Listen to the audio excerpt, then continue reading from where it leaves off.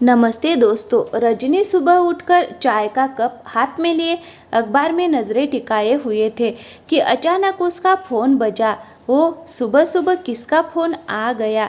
तभी उसके दिमाग में घंटी बजी। कहीं शालू का तो नहीं? लगता है आज फिर छुट्टी पर है। एकदम सही अंदाजा था उसका। फोन शालू का ही था। हेलो दीदी, मैं शालू बोल रही हूँ। हाँ बोल, क्या हुआ? वो दीदी, आज मैं काम पर नहीं आ पाऊंगी। क्यों? अभी 2 दिन पहले ही तुम्हें छुट्टी ली थी। हाँ दीदी, ली तो थी, पर मेरी तबीयत पूरी तरह ठीक नहीं हुई थी और मैं काम पर आ गई थी। आज बहुत कमज़ोरी और चक्कर महसूस हो रहे हैं। उठने की भी हिम्मत नहीं है। बस इतना सुनते ही रजनी का गुस्सा 7वें आसमान पर पहुंच गया और फोन पर ही लगी उसे जली कटी सुनाने। देख शालू, रोज रोज बीमारी का बहाना करके तू छुट्टी लेती रहती है। अगर काम नहीं होता तो बता दे, मैं कोई और इंतज़ाम कर लूँगी, पर रोज रोज झूठ बोलकर छुट्टी लेना ठीक नहीं है। अगर तेरी तबीयत खराब है तो दवाई लेकर 2 घंटे देरी से आकर भी तो काम कर सकती है। पर नहीं, काम पर तो आना ही नहीं है ना। इस बार पैसे काट कर दूंगी तो मेरा दिमाग ठिकाने आ जाएगा। ऊपर से मुझे तू ये बता रही है कि तूने बीमारी में आकर भी मेरा काम किया। काम करना है तो कर, नहीं तो रहने दे, कहकर रजनी ने फोन काट दिया और बड़बड़ करती हुई चाय पीने लगी। तभी मोहित कमरे में अंगड़ाई लेटे हुए आया और बोला कि क्या हुआ, सुबह सुबह क्यों चालू हो गई बड़बड़ करने? रजनी का मूड तो पहले से ही अपसेट था।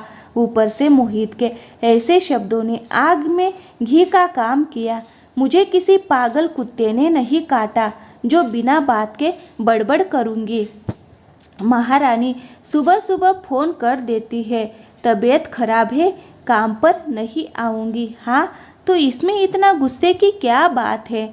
उसकी तबीयत खराब है होगी तभी तो नहीं आ रही है। अब रजनी ने 2-4 जली कटी मोहित को भी सुना डाली।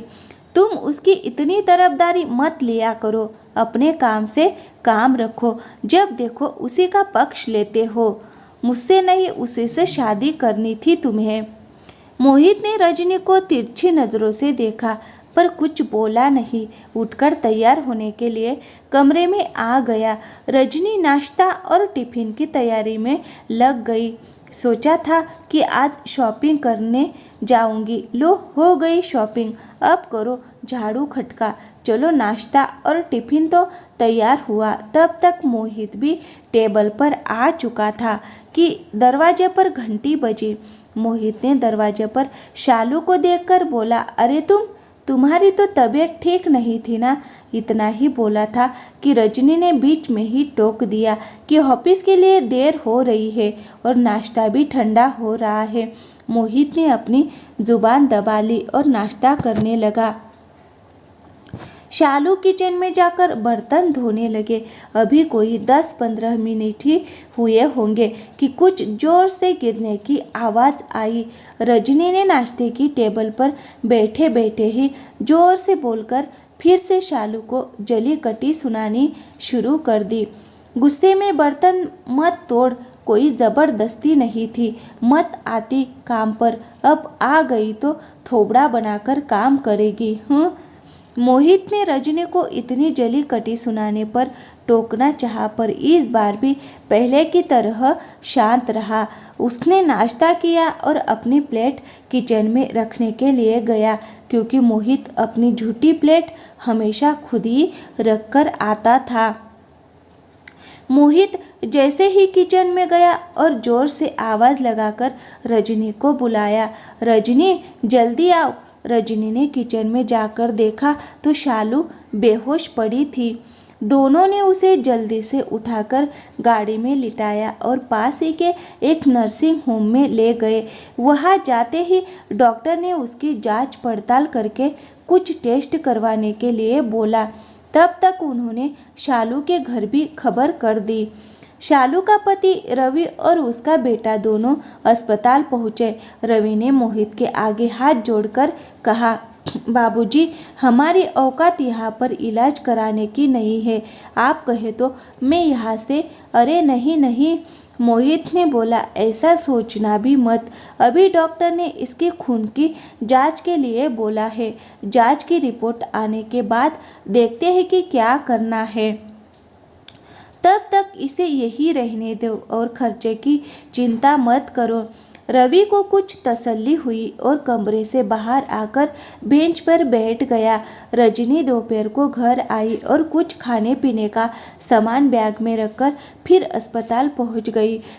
उसने रवि और उसके बेटे को खाने के लिए बोला। दोनों भूखे थे तो दोनों ने खा लिया। शाम को रिपोर्ट आई और उसमें शालू को टाइफाइड निकला, जो कि बिगड़ गया था। डॉक्टर ने बताया करीब 1 महीने का समय शालू को ठीक होने में लगेगा। शाम को शालू को होश आ गया। रजनी उसके पास ही खड़ी थी। उसने शालू के सिर पर हाथ रखा और आंखें झुकाकर उससे माफ़ी मांगी। शालू ने मुस्कुराकर हल्के से सिर हिलाकर आंखें बंद की, जैसे कि वह कह रही हो इसकी कोई ज़रूरत नहीं। डॉक्टर ने उसे चेक करते हुए कहा कि 1 हफ्ता तो कम से कम हॉस्पिटल में ही रखना होगा। मोहित ने डॉक्टर से बातचीत करके कहा कि आप उसे अच्छे से अच्छा इलाज दें। रवि आगे बढ़ा और हाथ जोड़कर बोला, बाबूजी, मैं आपका एहसान कभी नहीं भूलूंगा। रवि ने मोहित को गले लगाकर कहा कि इंसानी इंसान के काम आता है। रजनी मोहित की तरफ देखकर गर्व महसूस कर रही थी और खुद को शर्मसार महसूस कर रही थी, जिसे बिना कहे मोहित ने भाप लिया था। तो दोस्तों, कैसी लगी आज की कहानी? अच्छी लगी हो तो वीडियो को लाइक करें और हमारे चैनल पे नए आए हो तो प्लीज़ चैनल को सब्सक्राइब ज़रूर करें। थैंक यू, धन्यवाद।